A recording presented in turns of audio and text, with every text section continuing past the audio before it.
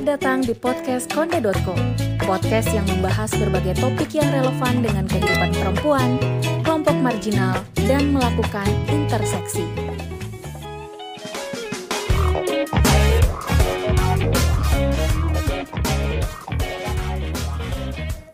Halo Kondevelas, kembali lagi bersama aku Bila di podcast Konde.co.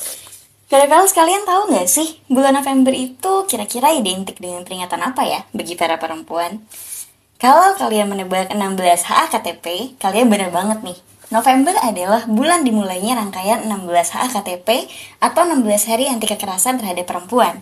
Lebih tepatnya, peringatan ini dimulai dari tanggal 25 November hingga 10 Desember setiap tahunnya.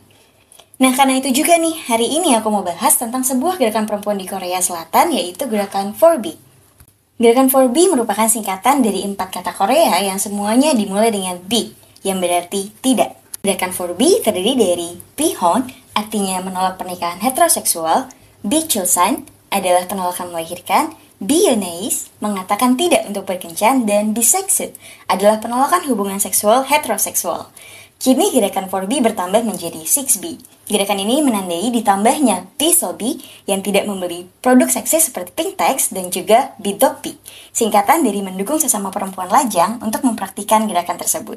Perempuan Korea Selatan yang melakukan gerakan 4B atau 6B percaya bahwa itu adalah satu-satunya jalan yang dapat ditempuh saat ini untuk hidup mandiri. Tapi kenapa ya para perempuan di Korea Selatan sampai harus menerapkan gerakan 4B dan 6B dalam hidup mereka? Gerakan 4B mulai dikenal luas pada tahun 2019. Tapi, akarnya sudah terbentuk jauh sebelumnya yang dipicu oleh berbagai peristiwa tragis. Seperti pembunuhan di stasiun Gangnam pada tahun 2016 dan maraknya kasus penyebaran video kamera tersembunyi di toilet serta kamar mandi perempuan. Sentimen yang mendasari 4B berakar dalam konsep neraka Joseon, kritik terhadap ketimpangan ekonomi dan tekanan sosial di Korea Selatan. Dari sinilah istilah seperti generasi sampo itu muncul, menggambarkan kaum muda yang memilih untuk meninggalkan pacaran, pernikahan, serta pengasuhan anak. Kalau menurut hasil wawancara Korea Pro dengan Lee Hyo-min, kandidat PhD di Universitas Yonsei, 4B adalah respon paling efektif dari para feminis muda untuk menentang patriarki. Dalam sejarahnya, gerakan 6B mencakup tidak hanya kritik terhadap perubahan pronatalis dalam kebijakan negara, tetapi juga karena kapitalisme dan negara patriarki sama-sama menempatkan perempuan muda yang belum menikah ke dalam posisi yang rentan secara ekonomi. Gerakan 4B dulu menyebar secara internasional. Kini gerakan 6B kembali menarik perhatian di platform media sosial seperti Twitter dan juga TikTok. Bahkan nih, Kondevelas, TikTok sendiri memiliki lebih dari 10.000 video yang diberi tagar 4B Movement. Video-video itu terdiri dari berbagai macam video, mulai dari konten penjelasan hingga pengalaman kencan pribadi yang mengerikan. Saat gerakan 6B muncul beberapa hari belakangan di media sosial, beberapa tiktokers yang tinggal di Korea Selatan mengatakan bahwa gerakan ini justru dipopulerkan oleh para perempuan internasional, khususnya dari barat. Sementara, di Korea Selatan sendiri, gerakan ini hanya populer di kalangan komunitas online. Mereka takut karena para feminis sering mendapat serangan digital jika menyuarakan diri. Mereka bukan hanya berhadapan dengan anggapan masyarakat, namun juga pemerintahan yang secara terang-terangan menentang feminisme. Presiden Korea Selatan, Yoon Suk-yeol, menyalahkan feminisme atas rendahnya angka kelahiran di Korea. Ketika ia menjabat, ia juga mengusulkan penghapusan Kementerian Kesetaraan Gender yang mendukung perempuan dan korban kekerasan seksual, dengan alasan bahwa sudah tidak ada lagi diskriminasi terhadap perempuan di sana. Padahal, kenyataannya ketimpangan gender masih nyata terjadi di Korea Selatan sejak dulu hingga sekarang. Ha Won-jung, penulis sekaligus jurnalis dalam bukunya Flowers of Fire, The Inside Story of South Korea's Feminist Movement and What It Makes for Women's Rights Worldwide, menjelaskan penyebab gerakan ini muncul. Karena muak dan frustasi, beberapa perempuan pemberani kemudian muncul di Korea Selatan. Terinspirasi dan bersemangat, perempuan Korea telah mengorganisasi diri beraksi di depan umum, berbagi cerita, dan juga saling mendukung. Tidak hanya itu, perempuan di Korea Selatan juga semakin muak karena daftar sebutan misogini yang dibuat laki-laki untuk perempuan di Korea. Salah satu sebutannya adalah chewing gum, yang artinya perempuan dengan payudara kecil.